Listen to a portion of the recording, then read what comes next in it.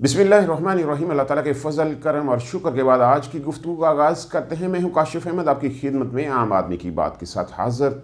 दो अहम तरीन मौज़ू जिनके हवाले से आज की गुफ्तगू में हम बात करेंगे वो ये हैं कि क्या पाकिस्तान में इलेक्शन नहीं होने जा रहे, मौलाना फजल रहमान ने क्या कह दिया, और उसके ऊपर पाकिस्तान तहरीक इंसाफ की लीगल टीम और काजी साहब के दरमियान क्या मुकाबला हो रहा है। आज उसकी समाअत थी और उसमें क्या मुकाबला हुआ, इसके हवाले से तफसील से बात करेंगे। लेकिन इससे पहले आपसे दरख्वास्त है कि अगर आपने अभी तक मेरे चैनल को सब्सक्राइब नहीं किया तो मेरे चैनल को सब्सक्राइब लाजमी कर लें। आपकी मोहब्बतों का बहुत शुक्रिया।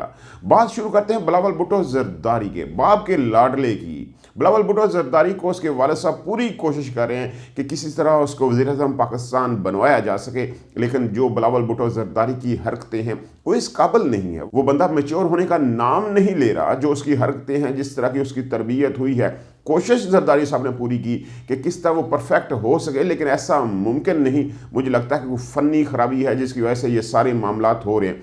एक वीडियो बड़ी वायरल हुई है इस वक्त, वो अपने हलके में गए हैं और हलके की गलियों में घूम रहे हैं, लेकिन हैरत की बात यह है कि उन गलियों में जिन लोगों के ये मसाइल हल करने के लिए गए हुए हैं, उन गलियों में कारपेट बिछा हुआ है। बिलावल भुट्टो जरदारी साहब अपनी पूरी टीम के साथ उस कारपेट के ऊपर चल रहे हैं, शाहाना अंदाज में चल रहे हैं। वीडियो बनाने वाला वीडियो बना रहा है और वो वायरल हो चुकी है। वो अल्लाह के बंदे अकल कर यार, तो उस हलके में गया हुआ है, वहाँ से वोट लेने हैं, उनके मसाइल हल करने हैं। जिस हलके के मसाइल हल करने के लिए वहाँ गए हुए हो, तुम्हें उस हलके के मसाइल का कैसे पता चलेगा जब उस हलके की गलियों में तुम कारपेट डाल के घूम रहे हो। कोई तो खुदा का खौफ करना चाहिए, लेकिन खुदा का खौफ तो इन लोगों को है नहीं है, क्योंकि इन्हें पता है कि इन्हें इक़्तिदार थाली में रखकर पेश किया जाएगा। पाकिस्तान के जो हालात हैं यहाँ यही चलता है, इक़्तिदार थाली में रखकर पेश किया जाता है। अवाम की यहाँ पे कौन सुनता है। पाकिस्तान में वो सीज़न आ चुका है जिसमें बड़े बड़े लोग बड़ी बड़ी गाड़ियों में बैठकर छोटे छोटे लोगों के घरों में जाएंगे, और यहाँ कमाल ये है कि वो छोटे छोटे लोग जो हैं वो भी बेकरार बैठे हुए हैं इस लम्हे का। उनको वेलकम करेंगे, उनको चाय पेश करेंगे, उनको बिस्कुट देंगे, और इसके बाद वो लोग भी इनको भूल जाएंगे और ये लोग भी भूल जाएंगे। लेकिन वो एक यादगारी फ़ोटो इनके पास मौजूद रहेगी कि इलाके का MP MN उनके घर कभी आया था। ये पाकिस्तान की तकदीर बन चुकी है। ये लोग ऐसे ही हैं और ऐसे ही चलता है। इनके मसाइल ना किसी ने हल करने हैं, ना इन्होंने खुद सोचना है उन मसाइल को हल करने के बारे में।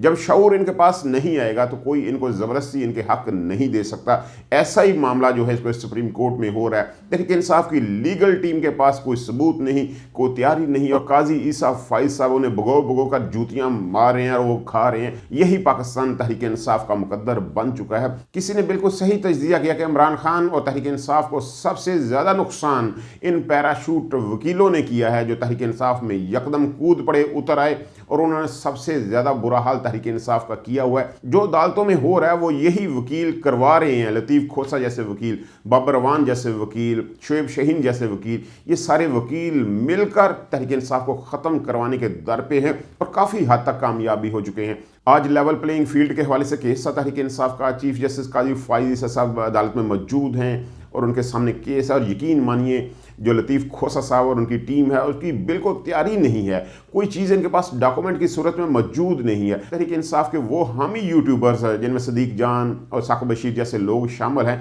वो भी हाथ जोड़कर तरले कर रहे हैं, कोई यार खुदा का नाम है कोई तो तैयारी कर लें।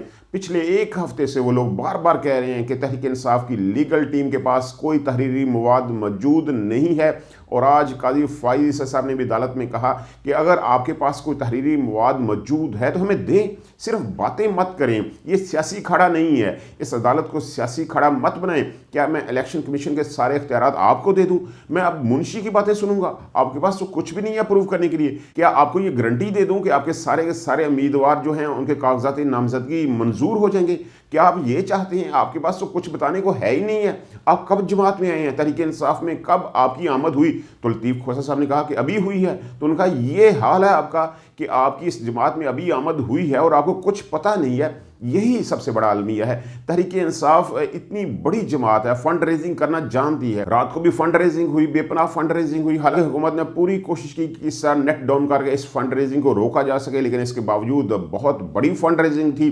तो वो जमात जिसके पास इतना बड़ा फंड है और इतनी बड़ी ओवरसीज अमदाद मौजूद है, वो जमात अच्छा वकील नहीं कर सकती। लतीफ़ खोसा और शुएब शाहीन जैसे लोग अदालतों में पेश हो रहे हैं और तहरीक इंसाफ के केस का बुरकस निकाल रहे हैं। यकीन मानिए इस केस में से भी कुछ नहीं निकलना। बल्ले के निशान वाला केस जो है वो भी तबाह हो जाना है। तहरीक इंसाफ को कुछ हासिल नहीं होना। इतना मजबूत केस जिसके हवाले से इतनी ज़्यादा वीडियोस मौजूद हैं, उसको तबाही से दो चार लतीफ़ खोसा जैसे लोग करवा रहे हैं और तहरीक इंसाफ को होश नहीं है। तहरीक इंसाफ अगर तबाह होगी, इमरान खान का नाम अगर ख़त्म होगा, तो यकीन मानिए उसमें बड़ा किरदार इन वकला का है जिनकी कोई तैयारी नहीं है। ये सिर्फ ट्विटर के ऊपर हैं, ये सिर्फ टिकटॉक के ऊपर हैं, ये सिर्फ यूट्यूब के ऊपर हैं, ये सिर्फ अपना नाम पैदा करने की कोशिश कर रहे हैं और कोई काम नहीं कर रहे। कोई अच्छा वकील ऐसे तहरीक इंसाफ के साथ नहीं खड़ा हुआ। ये तहरीक इंसाफ का बहुत बड़ा अलमिया है। ये केस ख़त्म होगा तो इसके साथ लगता यही है तहरीक इंसाफ भी ख़त्म हो जाएगी, क्योंकि तहरीक इंसाफ के ऊपर अब ये इल्ज़ाम आ रहा है तहरीक इंसाफ इंतखाबात का अल्तवा चाहती है।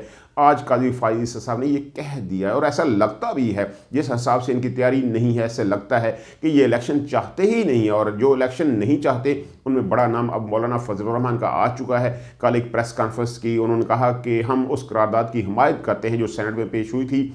पाकिस्तान में ये माहौल नहीं है कि पाकिस्तान में इलेक्शन हो पाएँ, इसलिए हम उसकी हिमायत करते हैं। और दूसरी तरफ अचानक तब्दीली आई है, नून लीग ने भी मौलाना फजल रहमान की हिमायत कर दी है कि नून लीग ने कहा है कि मौलाना साहब ने अगर ये कुछ कहा है कि वो इलेक्शन नहीं चाहते तो उसके पीछे बड़ी वजह होगी, तो हम मौलाना साहब के इस बयान की हिमायत करते हैं। कुछ ऐसा होने जा रहा है, लगता नहीं है। अब कामरान खान के ट्वीट को देख लें, कामरान खान साहब कहते हैं कि पाकिस्तान में ये माहौल नहीं है कि पाकिस्तान में इलेक्शन हो, निगरानों के साथ ही ये मामला आगे चलना चाहिए। पाकिस्तान के मामला ठीक नहीं हो सकते। अगर पाकिस्तान के मामला आपने ठीक करने हैं तो इसी सेटअप को, इस टेक्नोक्रेट के सेटअप को आगे चलना चाहिए, प्रोलांग करना चाहिए, तभी मामला ठीक हो सकते हैं।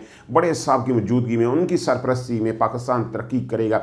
ऐसा लग रहा है कि लोग अब इसी तरफ चलेंगे कि नून लीग को अब पता चल चुका है कि इलेक्शन होने वाले नहीं है। जल्द मियाँ साहब जो हैं दोबारा शेड्यूल टेस्ट के लिए लंदन जा सकते हैं, क्योंकि उन्हें अब पता चल चुका है कि उनके पास जो बयानिया था वो पिट चुका है, उनसे बयानिया बन नहीं पाया। कोई एक बड़ा जलसा मियाँ साहब अपनी आमद के बाद से अभी तक पाकिस्तान में कर नहीं पाए, इसलिए कंपनी वाले परेशान हैं कि जिस बंदे को हमने लॉन्च करना था उसके पास इतनी एबिलिटी नहीं है कि वो लोगों को गैदर कर पाए, क्योंकि लोग अब उसकी तरफ देखना भी पसंद नहीं करते, सिर्फ खान का नाम सुनना पसंद करते हैं। लेकिन खान की बदकिस्मती ये है कि उसको लीड करने के लिए जो वकला उसके पास जमा हुए थे वो इस काबिल नहीं है कि वो खान को रिप्रेजेंट कर सके। अब देखते हैं मामला आगे कैसे चलेंगे, 8 फरवरी को इलेक्शन हो पाते हैं या नहीं, या कल सब एस्टेब्लिशमेंट की बात मान लेते हैं और पाकिस्तान में इलेक्शन में अल्तवा आ जाता है। ये बहुत बड़ी बड़ी खबरें आने वाली हैं, तो साथ हमारे जुड़े रहें और हमारे चैनल को देखें, सब्सक्राइब करें। अल्लाह ताला आपको आसानियाँ दे, आसानियाँ तकसीम करने का हौसला दे। आपकी मोहब्बतों का बहुत शुक्रिया।